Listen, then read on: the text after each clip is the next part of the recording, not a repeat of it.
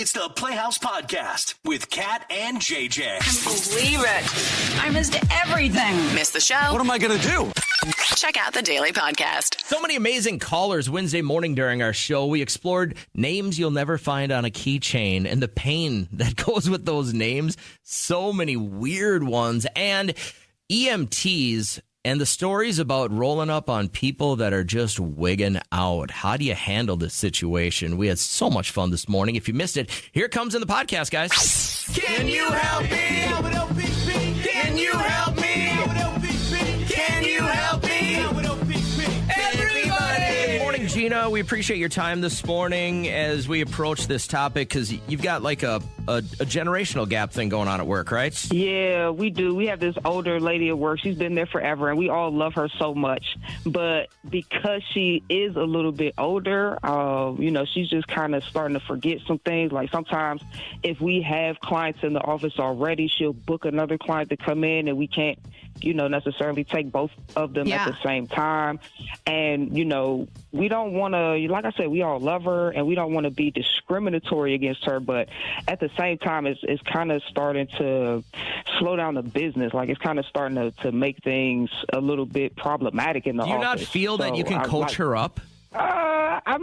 It's a lot of technology, right? AI is prominent and things are just more efficient. So it's kind of hard to, but we don't want to be discriminatory against her, but it's kind of hard to, teach older people all this new stuff. Isn't that a slippery slope? I get how much you care. I can sense that from you, but I wonder if she knows that it could cost her job. I wonder if these are things that you could maybe simplify for her. It just seems like it's going to be inefficient if you try. I mean, is that accurate? It is accurate. I was going to say we might have to try to have this conversation with her. Like, if you're not going to be able to keep up, we're going to have to, find somebody else who can. I don't even know. I can't do it. We're going to have to find somebody else. Yeah. So let's do this. I want to put you on hold, and I want to get how other people are exploring this in their workplace, because it is right. I mean, that boomer generation is getting close to retirement if they're not there already. But if you've got people that are maybe 50, 60, 70 in your workplace, and everything is moving so fast with technology and they haven't completely caught up, what have you done? Have you offered them early retirement? Have you, had a section of your workplace really work on getting them caught up? Can they catch up? I think if you have a valuable member of your team, like it sounds like she really enjoys having her around, so does everybody else. I think there should be other avenues explored to make life easier for her, easier for you, ways to catch her mistakes quicker. And it might feel like babysitting, but it's also like, it sounds like she's supposed to be there. So can we make it work? Yeah, I'm sure there's value to her employment, right? Yeah. But you want to make sure it's on the same level as everyone else. So will you do me a favor real quick? If you've got a situation where I would bet that this is very prominent in the medical world, where you've got nurses that have been nursing for 40 years. But you can't slip up in that world. They're probably ready to explore retirement, but maybe they're not necessarily using the technology as efficiently as somebody younger. Do you have any tips for Gina on how to get the older people at work caught up?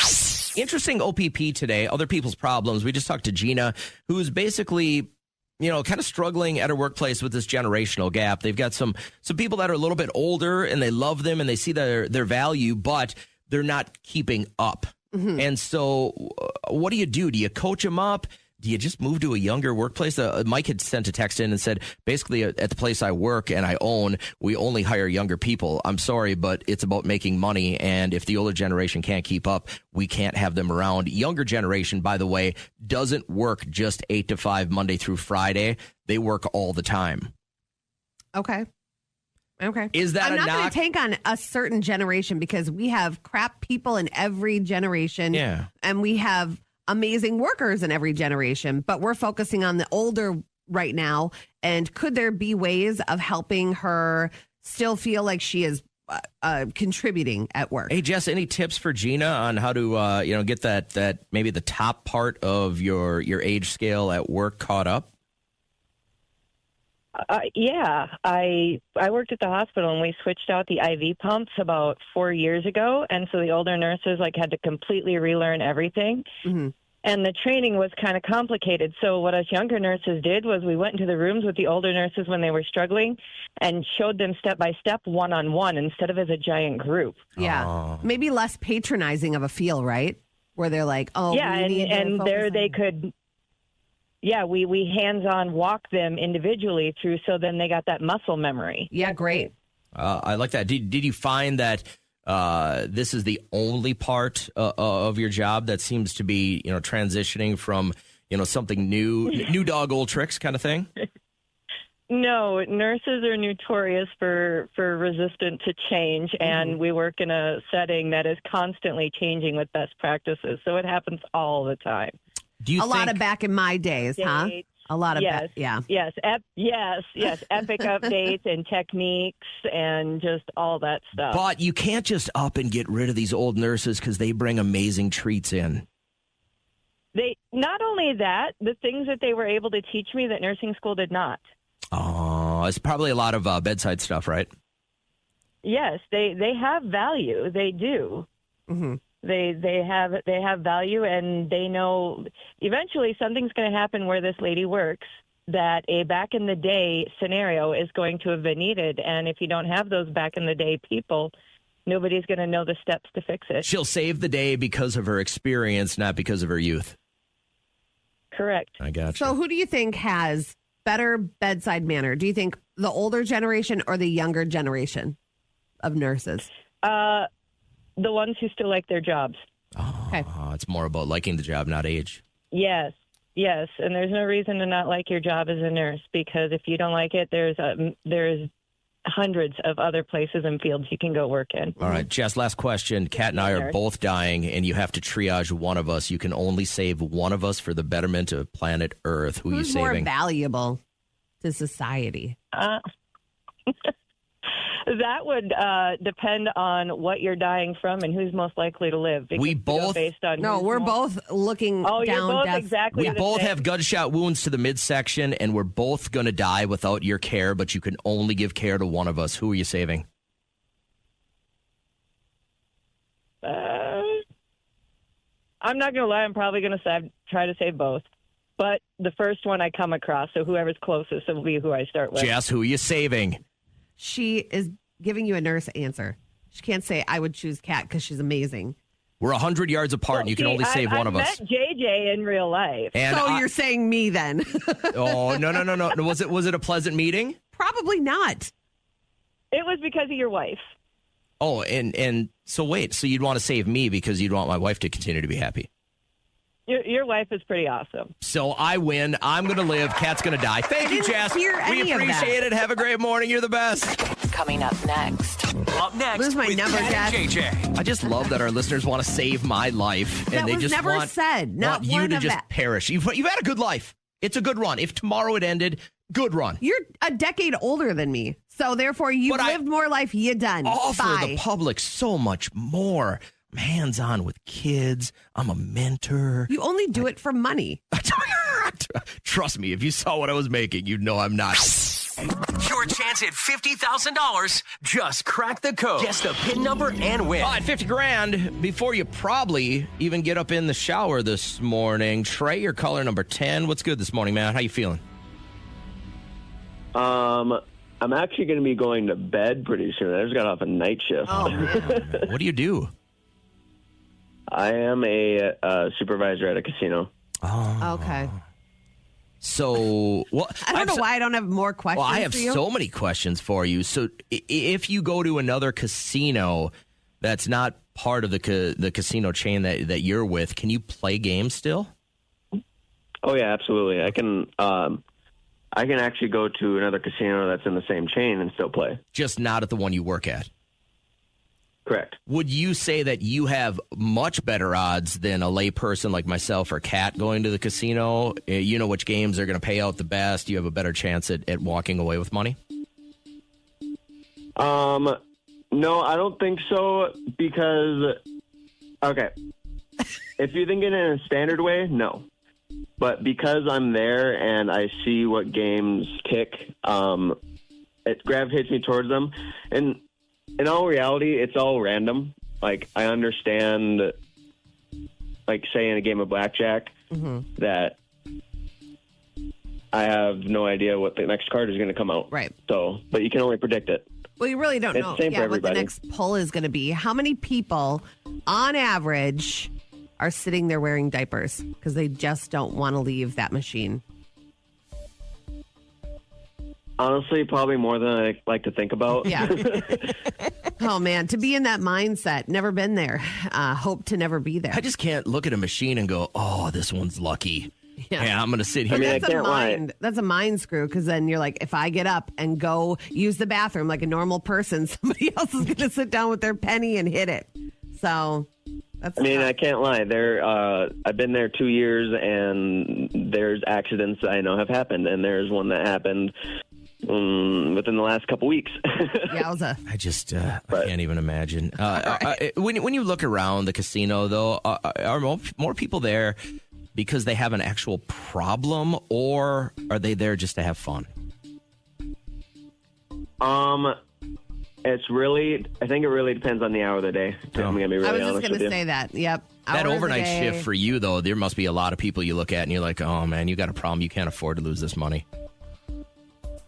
There's a couple. I will not lie about that. Absolutely. All right. So let's get to it, man, because I'm really rooting for you here. I want you to win some big money. I got 50 grand on the line. All you have to do, and this isn't even a gamble because you really don't have a stake in it, is give us 5 numbers. If those 5 numbers pop open the safe here in the studio, you're going to bed rolling around in $50,000. So all the numbers are 0 through 9. What do you got for us, Trey?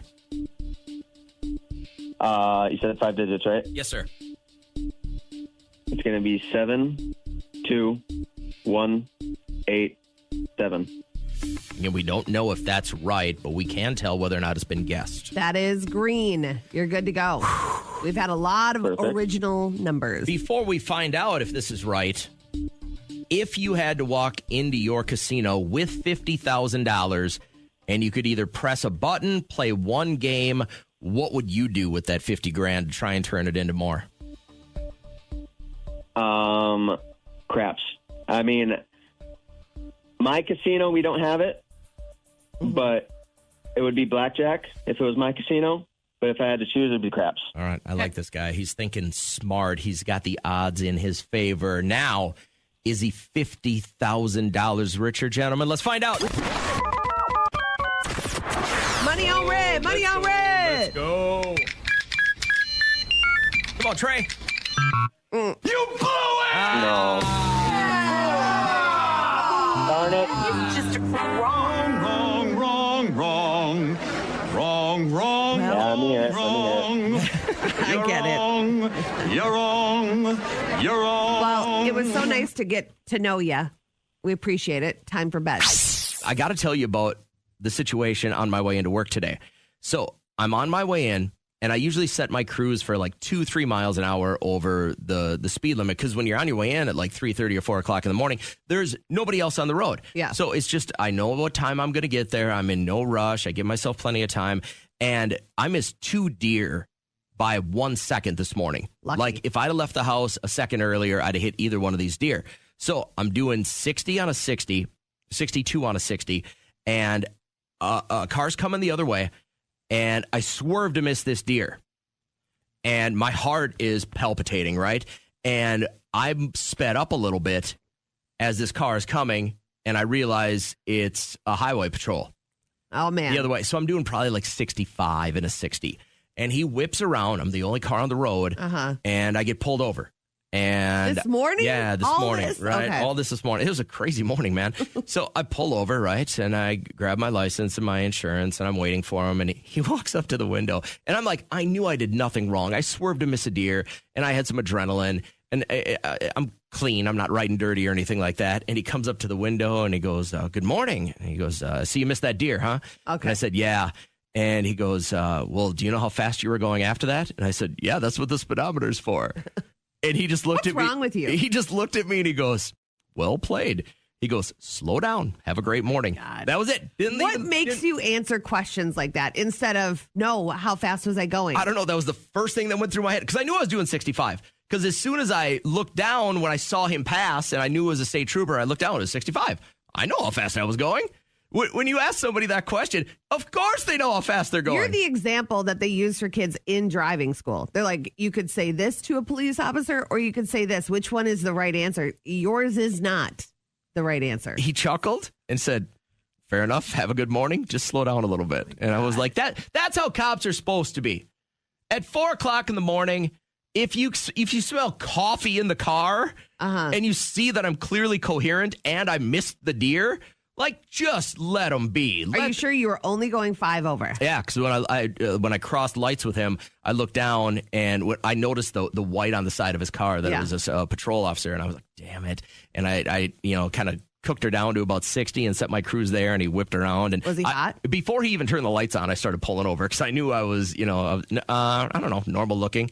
What's normal looking? It just looked like a regular 35-year-old dude that was working the overnight shift as a state patrol officer. Okay.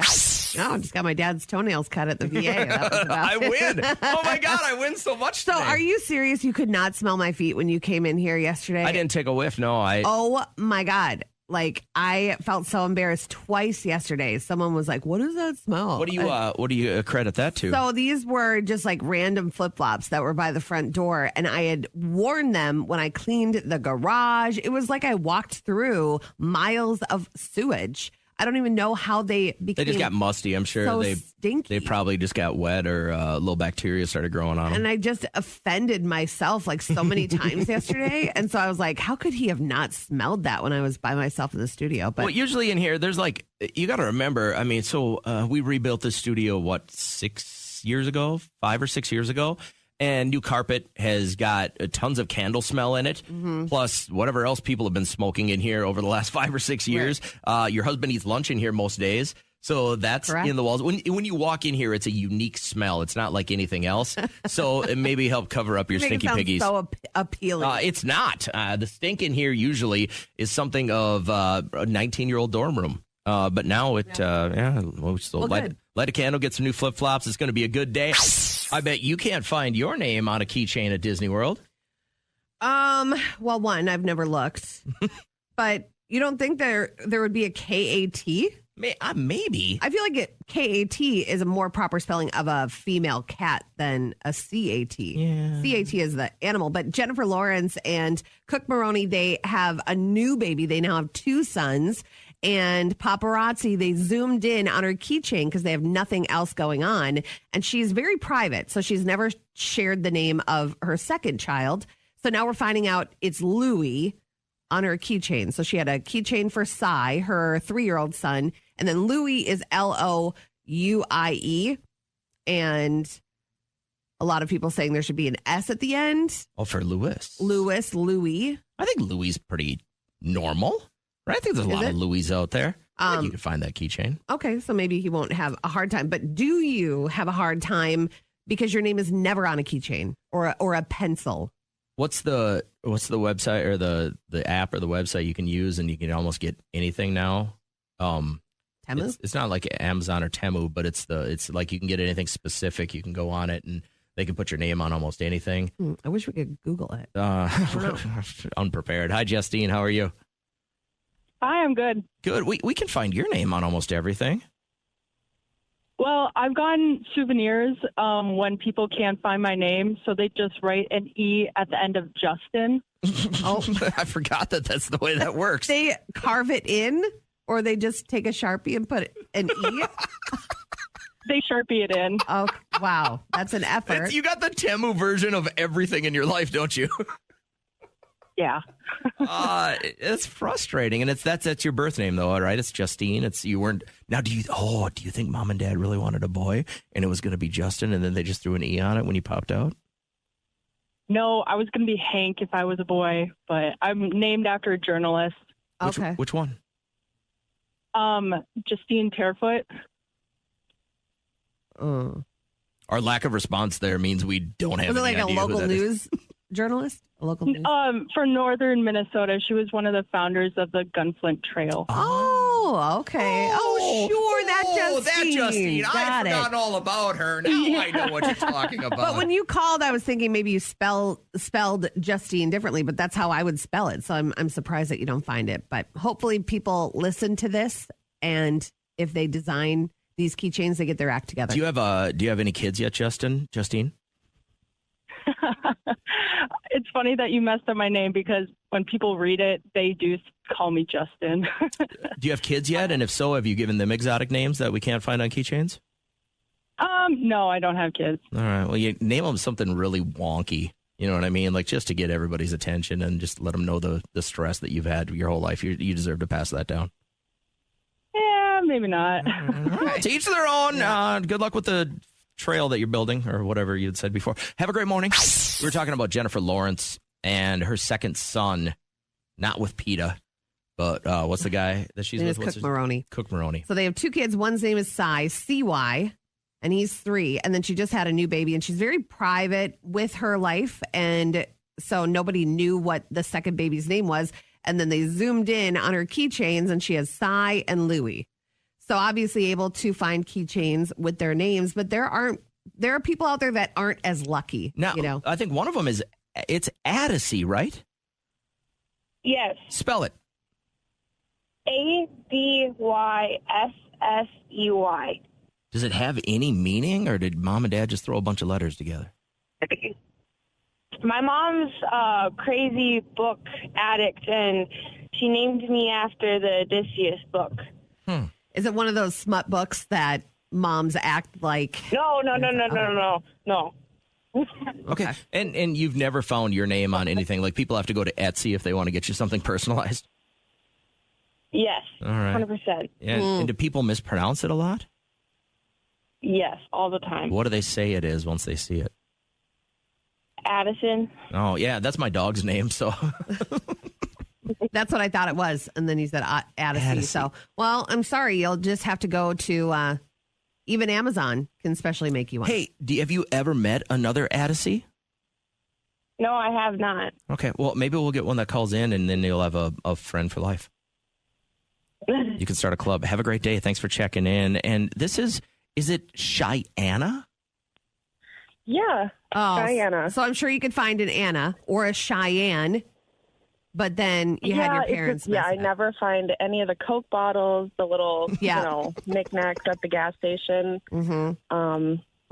Explain why Cheyenne, mom and dad were doing shrooms, or what's the deal? No, my mom, she was a teen mom, and she loved that R&B soul boy band, Shy, SHAI. Yeah. And then she kind of liked the name Hannah, so she kind of mashed them together, making Cheyenne. So, same question for you. Have you ever met another Cheyenne? No, but actually, I'd say it was probably like 10 years ago. I just typed my name in on Snapchat because I was like, nobody ever has my name. And there was a girl on there, and I just clicked on it, and I was like, your name's Cheyenne. I've never met anybody with my name. And she's like, me either. I live in Alaska. Where do you live? And I'm like, I live in Minnesota. What a blossoming friendship. Cool. We're still pen pals to this day. We're friends on Facebook. We update, each other every once in a while and on life. So, do you guys go hunting for other Cheyennes that you might be able to integrate with? No, I don't think so. I would keep that hunt out every day. I would be looking for somebody else with the same name. You guys could start a little club. So spell it correctly for me. SHAIANNA. So just one N. SHAIANA. Is your last name start with an R? Yeah. Okay. Cat found you right away. You're apparently not hard to find. So you're cute. Your kid's cute. Your cat's cute. Yeah, that was the question I was going to ask. As you met the other Cheyenne, who's hotter? Oh my God, no, I haven't. But you know you're hotter. You just don't want to admit it, right? You're humble. Oh, stop it! No. Are you blonde right now or brunette? Jesus. I'm brunette. Actually, you know what? You guys have met my mom before. She's the crazy manicotti lady that. I know your mom. I had drinks with your mom a few weeks ago. They just moved to Florida, right?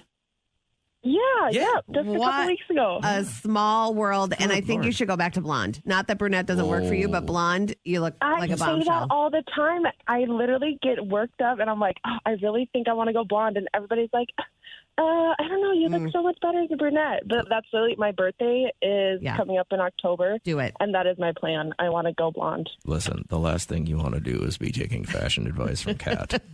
Hey, Thursday morning, more free concert tickets. It'll happen at about 8:05. And again, not looking past what we think is going to be a beautiful weekend with 80 degrees, but eventually we'll get into the holiday season. So spend it with Pentatonics. November 20th, it's their Christmas in the City tour, and we've got more free tickets for you at 8:05 Thursday during our live show. Right now, let's wrap up the podcast. Good morning, guys, and welcome back. I appreciate this. You ever been through any EMT classes or first responder classes? No, but I did have to take, when I started babysitting, they had babysitting classes at the community education office. And so you had to do like CPR and stuff like that. So, which is crazy because a lot of what you learned is not protocol anymore. I know. You just got to do your best. I took an EMT / first responder class when I was a junior in high school. The guy that was teaching it was the kind of head of our ambulance for our city. His son was an emergency room doctor. And so I got to see a lot of really, really funky stuff. So that's our question for you today. If you're any kind of a first responder or EMT, have you seen anything that we would consider a little odd? I wanted to hear your story because I can't imagine what this hike down was like for these EMTs and first responders. They had to go to the Catskill Mountains, these 4 hikers in their 20s. Took some psychedelic mushrooms, and one of them, it was such a debilitating high, they had to call for help. And they were like, we can't get this guy down. He is eating his ear, and we don't know what's going on. Brandon, come down. No, man, no. Ear. There's an elephant up here. He's stalking me. But we're playing chess. And how do you stay professional and not laugh at that? Exactly. Right? Yeah. And really you just got to kind of wait for him to wear off. And Jay, you've got some experience in this field. Yeah, so, I work as an EMT, and you see all kinds of crazy stuff when you work at that kind of job. But, one time we get a call. I show up, dude is bugging out, like literally, like he goes, I got bugs under my arm. Do you assume right away that they're on meth? Like psychedelics, maybe? I mean, 9 times out of 10, yes. Okay. maybe it's something different, but most of the time, people get a little too high or something, and then they call us. But we show up, and usually they're on something. You can tell. So what's to set the scene? What was he doing? Pacing back and forth. He kept saying, they're in my skin. I can feel them. They're crawling around. And it was like, and I thought maybe it had been some type of infestation. Maybe he sat on an ant bag. I did that when I was a kid. They crawl all over you, but you can't see. You're just freaking out. Oh my God. Sometimes you get attacked by bees or something. Yeah. Was he scratching his skin and scratched it off or what? Yeah, he was bleeding. He had blood just kind of dripping down from his arm. And when he revealed his arm to me, he said, they're inside my skin. And he said, showed me his arm, and there was this patch of skin missing. He was kind of hanging off a little bit. Oh my God. You know what amazes me is hearing these stories, and people will still do these drugs. It's called an addiction. It's something you can't control until you're ready to get some help. I know, but if you hear this right now, think of how many thousands of people are hearing this right now, and then there's somebody else that's going to start this drug after hearing this. That's what blows my mind. Appreciate you joining us. It's Kat and JJ. Now, what would you say, as a mother of one 13-year-old, is the most expensive part about raising a child? He wants for nothing, which bothers me. Because that doesn't sound very expensive. I know, but when it comes to Christmas shopping, the kid's oh, I don't really need anything. Could have more problems than that, right? Yeah. So, but I would say if I had to choose something that I shell out money for all the time, it would be sports and camps. That's exactly what I was. So sports and camps for sports, activities, sporting equipment. He loves and he thrives. So then, as a parent, you're I'm getting my money back. Because he's doing something that he loves. And you're investing in his well-being. First off, if he's an athlete, he's he's using his body, he's exercising.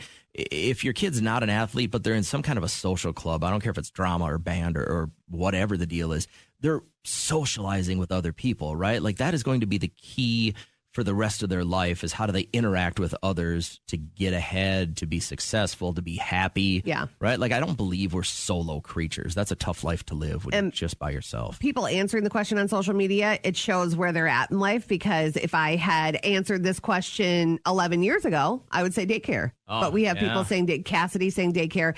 Ashley says braces. Harmony has hockey times 2. So when it comes to sports, I thank God every day that I shut down that dream of his. I did. I was that mean mom at 6. He was like, I want to play hockey. I said, no, we're not going to do that. Here's a basketball. Why don't you try that? And that's worked out.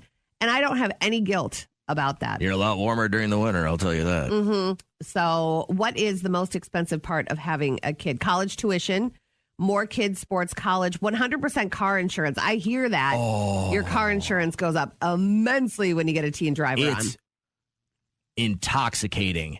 And then when they get their first 2 tickets...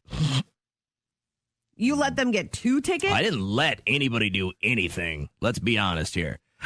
Wow. My kid was a knucklehead when he first got his license and was driving way too fast.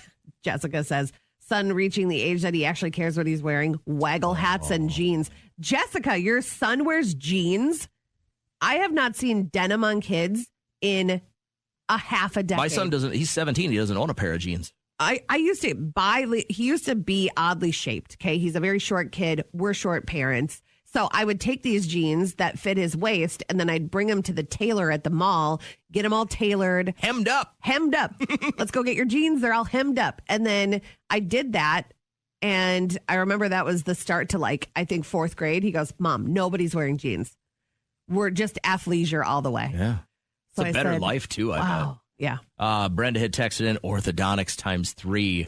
I did the same. I had 2 of them go through braces, and I see Stacy said just groceries. Yep. Amanda said the same thing. Groceries. And I'm seeing that too. I forget when I was that age, I was a bottomless pit. I would put sprinkled cheese on a plate and microwave it, and I would just eat it. So the older my son has got and the more athletic he's got, we just have crap in our pantry that's left over from 8 months ago. Yeah. Because really all he eats is anything that's high protein now. The question we posed to you was, what is the most expensive thing about raising your child? And you're right. When you start, it's, I can't believe how expensive diapers is. I can't believe how expensive formula is. And then it's, I can't believe how expensive daycare is. And then they get to school. And then it's, I can't believe how expensive food is. And then their activities. Then they get to college. I can't believe how expensive college is. Depends on where you are in life. We're getting all of those answers. So I'm sure I have something to look forward to with the ones that are talking about tuition. But Steph says dance, sports, football, fishing, clothes, food, hunting. It's like, Steph, you were waiting for us to ask you that question. Shoes for my boys, said 0324. Jeans, clothes for my daughter. 2 boys, 2 girls, along with groceries and sports fees. It's true. It's like the turn of one sports season overlaps with another one. You're like, wait, I thought I just paid $250. The last number I just paid $300. I saw was it will cost you over $300,000 to get your child to 18 years old. Mm-hmm. And then at 18, they can decide if they ever want to talk to you again. And they can decide on which expensive college they want to go to. And if you're pitching in on that, and then, maybe you're going to pay for half a wedding. And then, my oldest is going to get married in a year. And then in a couple of years, he'll be completely off our insurance. And I feel like when you get your baby to walk, there's a level. When you get your baby to school, there's a level. When they graduate, there's a level. When they graduate college, there's a level. When they get married, there's a level. But when they get off your insurance, that seems to be the last level, unless they're still living at home, which they know is not an option. When that last one leaves, it becomes a Trisha and JJ sanctuary. The codes on all the doors are getting changed. That will never happen. That will happen. Your wife will change them back and let them know what the code is. She'll probably leak the code. You're right. But if you're out there and you're listening, I mean, for you, what's the most expensive part about raising your kid? We're here. Bingo! How fun! Last week, someone lost an eye at bingo. Bingo! Bingo what bingo? Bingo! Bingo! All right, here's how listener bingo works. Call us immediately. If either of these fit your life, we want to get your story, but only the first person through gets the bingo. So are you somebody listening who only really has a certain gender in your family? This family in Texas celebrating its first girl being born to the family in over a century. I have been waiting on this little girl for 50-some years. It's like a monumental thing. I have 3 boys. My dad had 2 boys. His brother had 2 boys. I just feel honored that, like, finally I'm the one that we're the one that bringing a baby girl into the world finally after over 100 years. Yeah, his side has only had boys since his great-grandfather. 108 years of no baby girl. Can you imagine how spoiled she's going to be? I grew up in a really little town in a farming community, and we had a family that had 9 boys, and his dad was part of 9 boys. No way. Yeah, and as the boys branched off, they had girls and stuff like that. But I always thought that was fascinating because he was the youngest that was in my grade. Yeah. So he had 8 older brothers.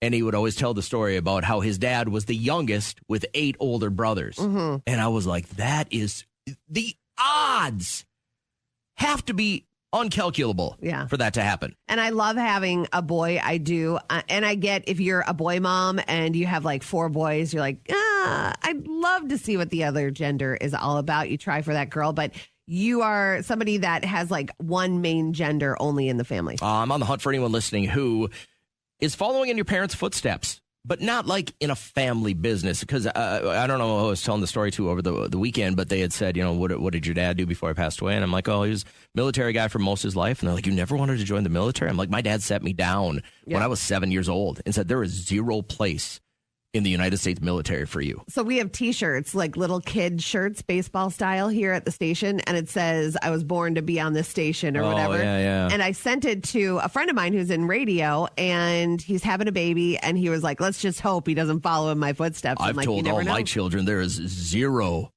way I want you to go into radio. Yeah. You got to carve your own path. But I'd love to know if you're somebody listening who has followed in either mom or dad's footsteps with your career, or maybe you're somebody listening who has one main gender in your family. Last week, someone lost an eye at bingo. Bingo. Bingo what bingo? Bingo! I can only imagine how this is going to go. We're doing listener bingo this morning. 2 things that we're looking for. Michelle is the first one through, but is she somebody listening who only really has a certain gender in their family? We heard from this family in Texas celebrating their first baby girl in over 108 years. So this guy, he's like, I did it.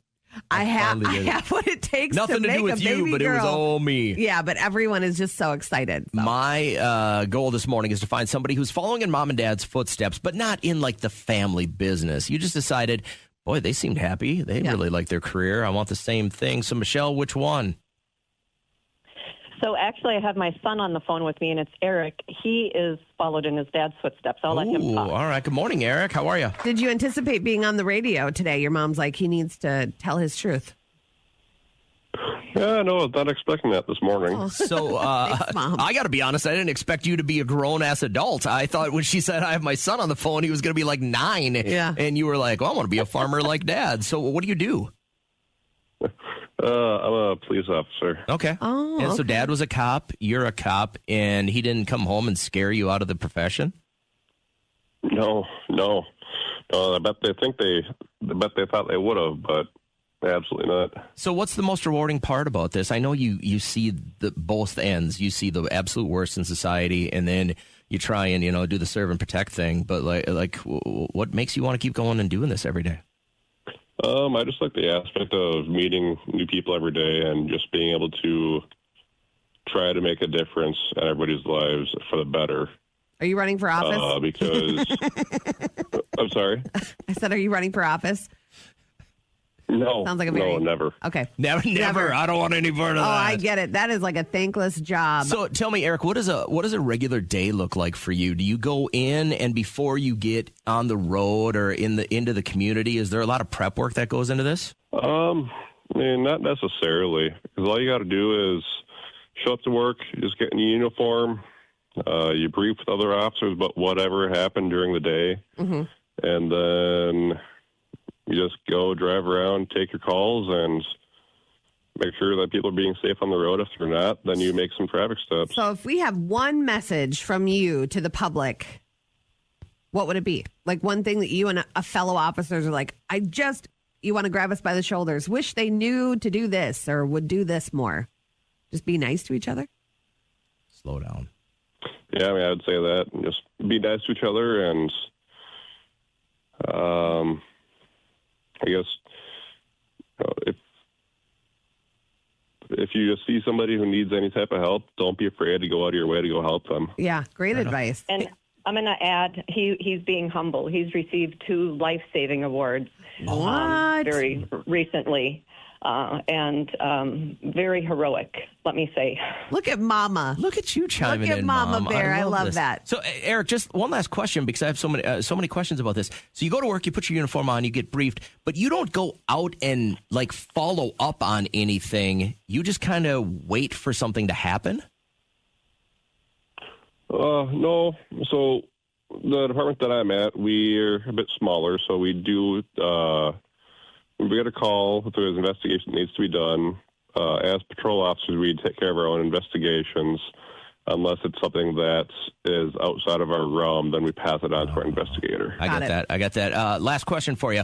When you put on... I know, I have another last question. I always have 2 last questions. We see the worst in people in social media situations with police officers. Are you fearful for your life when you leave in the morning, or are you pretty confident with your skill set that society is going to be able to keep you safe if you keep them safe? I'm confident in my abilities in society. I always look forward to going to work every day. And who's more likely to have police handcuffs in their bedroom, Kat or myself? Me.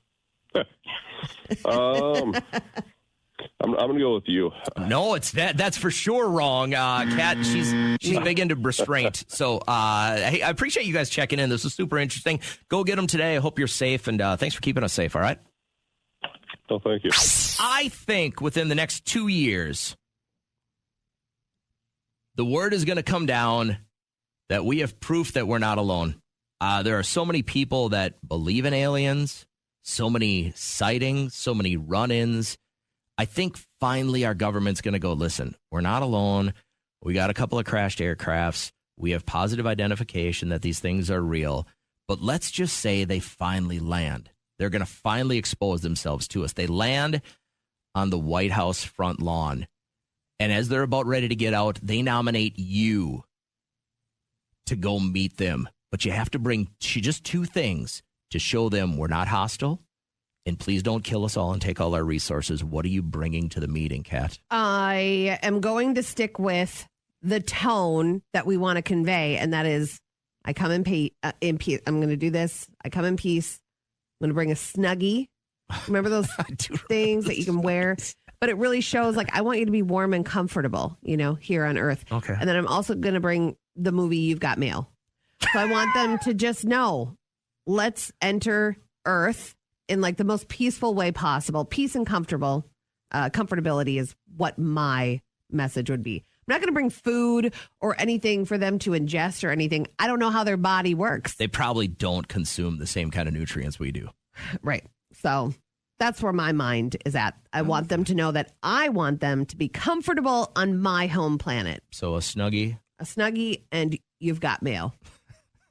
Because who doesn't love Tom Hanks? Yeah. They're going to be like, this guy's Meg here? Ryan is awesome. Yeah, awesome. She's not still with John Mellencamp, is she? No, thank God. That was a weird setup. Robert, hey, I appreciate you checking in. You got a couple ideas what we could bring the aliens. You get 2 things to show them that we're not worth wiping out. What are you bringing them? Oh, man, that's easy. First thing, hot dog. Okay. And then 100 milligram gummy. Oh my God. 100 milligrams is crazy, dude. They're aliens. They're intelligent life forms. They need something high. They need that high dose. And you think that a hot dog and 100 milligram gummy is going to get them to be friends, not foes? Absolutely. Come on, that high dose of the THC in that system for that higher intelligence, and then they're going to have the munchies, and then they take that glizzy. Oh, they going to think we the higher intelligence. Let's be real. Higher is right.